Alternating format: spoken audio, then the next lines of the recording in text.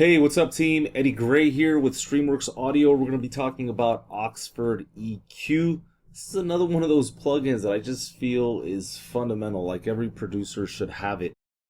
Now, it's not known for this, but I call Oxford EQ the EQ that can do no wrong. I think you're going to hear why I say that in a second, and I'm not trying to exaggerate. I just think that each one of these EQs has its own feel. Sometimes when I want to go aggressive, I'll grab this one. Sometimes if I want to go more chill, I'll grab this one. But let's just talk about the interface a little bit, and then I'm going to give you some real-world examples of how I actually use it in one of my songs. So I'm not sure how I first heard about this plugin, but I remember reading something on a thread where people were just talking about how pleasurable it was to use this and how they could hear all this analog goodness, and I was like, all right, gotta try it myself, right? And as soon as I touched it, I knew it was definitely the kind of plugin that I needed in my back pocket for all of my various productions. Let me play you a quick sample of what this sounds like before and after. Here's before. Now this is just on the bass guitar, just a heads up.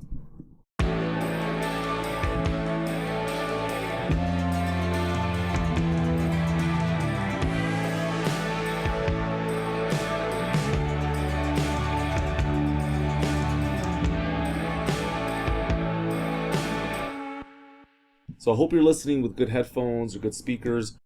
All of a sudden, this unbelievable warmth just came into the picture, and it just rounded out that whole experience. So this is the kind of thing I'm talking about. And quite honestly, when I was creating this curve, I was just kind of messing around, right? Just like a kid painting, with no regard to perfection or what have you, just trying to make it sound as good as I could. Pretty basic setup here. My favorite thing about the plugin are the different types, so I'll go over those in a second. But just for now, you've got the typical things that you should expect, right? Low end, you've got high cut here, different bands to help navigate the EQ spectrum. You've got an A and a B option just to try out different things. And I'm telling you, sometimes I'll use this plugin. I try out a completely different curve as I did here, and I like it. It's just kind of like, potato potato. So let's take a listen to the second curve that I created here.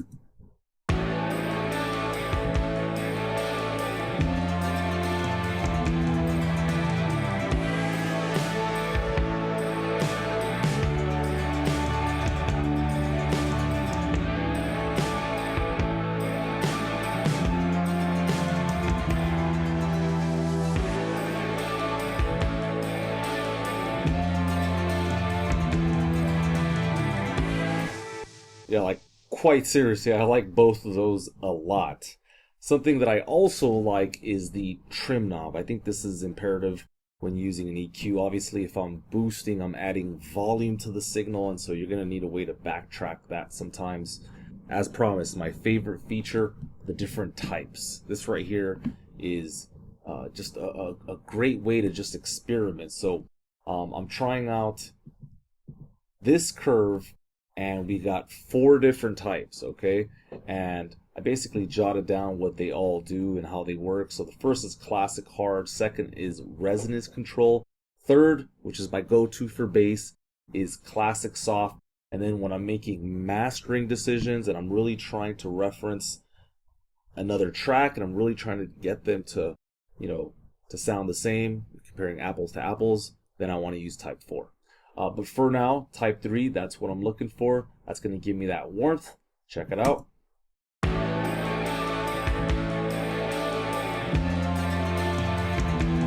Let me go ahead and experiment real quick, because I don't think you guys are getting me. I could do all sorts of stuff, and it's just going to sound great either way. Check it out.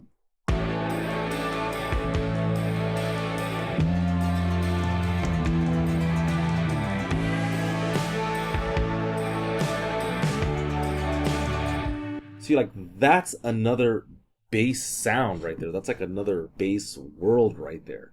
Completely different from the first thing that I had, but still works, still sounds interesting. Again, you can kind of see why I like this plug. And again, I'm not a fan of the actual bass recording. I don't think it was recorded necessarily well or anything. It just sounds like a regular bass. But this right here just makes it special. Let's go to the next curve here, and I'll experiment a little bit more.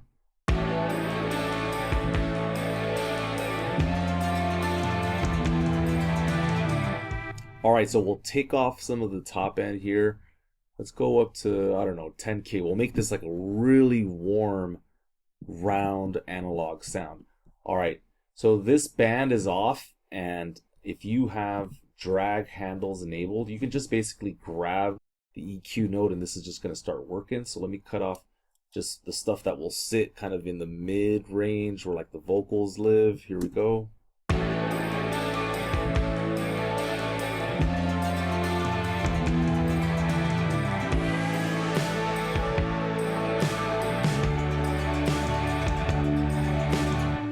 All right, and just for kicks, let's get away from type 3 and let's go to hard, type 1.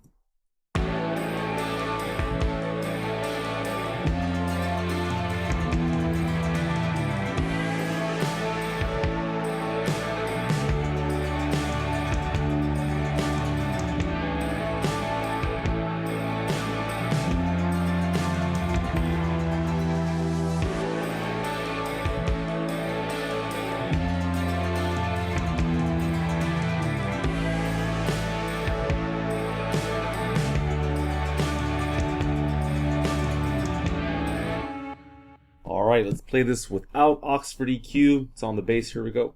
I'm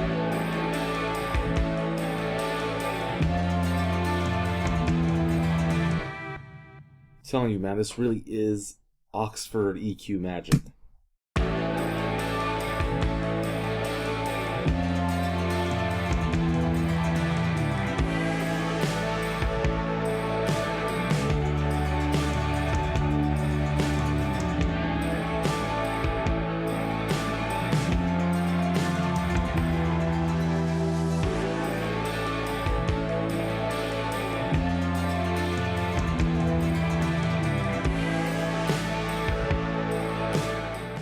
Producer's job can never be underestimated.